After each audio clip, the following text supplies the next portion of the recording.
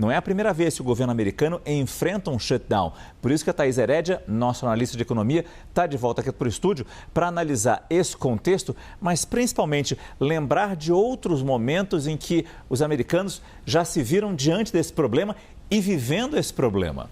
Márcio, isso acontece há muitos anos, mas se transformou numa questão política muito forte de Obama para cá, do ex-presidente Barack Obama para cá. E o debate hoje, ele está 80% político e 20% econômico. Né? De novo, a gente acabou de falar aqui né, da falta de racionalidade econômica. Quando o debate político está muito polarizado e está muito sem propósito, é a mesma coisa que está acontecendo nos Estados Unidos e aí as decisões econômicas perdem a racionalidade. Vamos dar uma olhada aqui.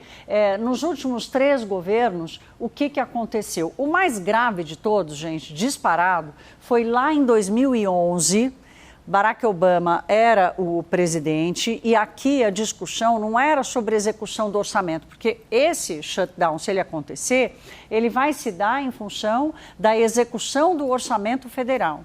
Lá em 2011, a discussão era para aumentar o teto da dívida. Nos Estados Unidos existe uma legislação que impõe o teto. E aí o Congresso fazia isso automaticamente, ninguém nem se lembrava que isso existia, até 2011, que virou uma briga política entre os republicanos e os democratas. O shutdown aqui não aconteceu. Os Estados Unidos corriam o risco de entrar em moratória, porque o governo ficaria impedido de financiar a dívida, ou seja, rolar a dívida, pagar juros e tudo mais. Então, o shutdown não aconteceu, mas pela primeira vez na história, os Estados Unidos perderam a maior nota da classificação de risco, da maior agência de classificação de risco do mundo, e nunca mais recuperaram, porque este é um marco nesse debate da gestão do orçamento e da dívida pública nos Estados Unidos. Em 2013, por causa de recursos para o Obamacare, e aí sim, uma discussão orçamentária, o governo acabou sendo fechado, um shutdown por 16 dias, mas aqui os republicanos recuaram e acabaram dando a vitória da discussão ao Obama, porque ele estava muito bem avaliado. Donald Trump passou e viveu o maior shutdown da história. Foram 35 dias entre finalzinho, dezembro de 2018, Natal e Ano Novo.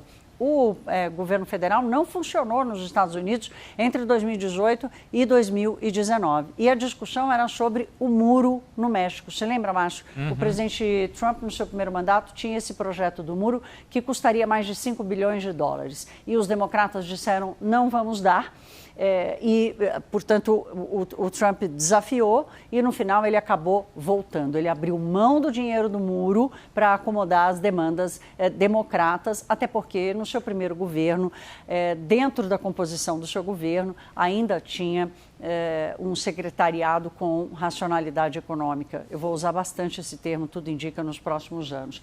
Vamos falar rapidamente aqui sobre Joe Biden, em que não houve nenhum shutdown, mas houve sim a mesma tensão com o teto da dívida que o Obama passou lá em 2011, mas aqui a discussão acabou sendo resolvida, os congressistas perceberam que há um instrumento forte de debate, mas ninguém quer ser o autor da moratória dos Estados Unidos. Então, toda vez que o debate for orçamentário, é muito provável, Márcio, que a gente passe a acompanhar mais debates como esse a partir de agora, porque virou um instrumento político importante, mas toda vez que bater no teto da dívida, ninguém vai querer ser o autor ou estar no governo para colocar essa situação. Até porque, Márcio, os juros da dívida americana são o preço básico do mundo. Todo e qualquer preço formado nos títulos das dívidas de qualquer instrumento financeiro, seja público ou seja privado, ele parte do juro americano. E aí a gente imagina o impacto disso para as contas, se o pior acontecer, é claro, não apenas para a economia americana, mas no impacto, nos desdobramentos para a economia mundial. Por isso é que a Thaís continua aqui, porque tão perto, com esse risco tão forte de uma paralisação do governo americano, isso dita um clima de cautela entre investidores. Hoje, terça-feira, tanto o dólar quanto a Bolsa de São Paulo terminaram o dia praticamente estáveis.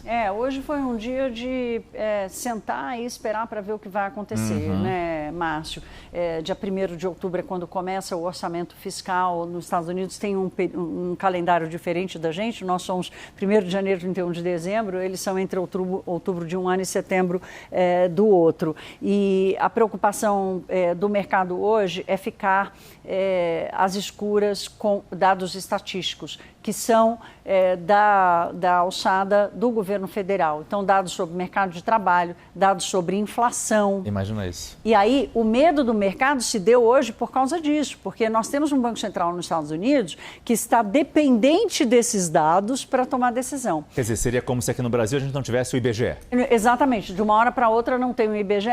E aí, portanto, como é que você... É claro que as instituições, o próprio Banco Central, mas a estatística oficial é que precisa ser usada e que é base para todas as análises. Então, portanto, há um risco de, no final dessa semana, não ter os dados do mercado de trabalho, na semana que vem não ter os dados da inflação. Então, é esse o medo, como me disse hoje um economista de uma das maiores instituições, entidades financeiras, não é um banco, é uma entidade financeira do mundo, me disse o seguinte: onde não há dados, há mais volatilidade. E foi exatamente o que aconteceu hoje, né? A Bolsa chegou a subir, bateu recorde no meio do dia, mas acabou voltando, fechou na estabilidade. A mesma coisa do dólar, o mesmo movimento lá fora. Márcio, hoje, aliás, nem o resultado do mercado de trabalho aqui no Brasil, o desemprego continua em 5,6%, mostrando um mercado de trabalho ainda forte, com sinais de desaceleração. Isso preocupou um pouquinho o mercado brasileiro, mas o que pesou mesmo foi lá fora.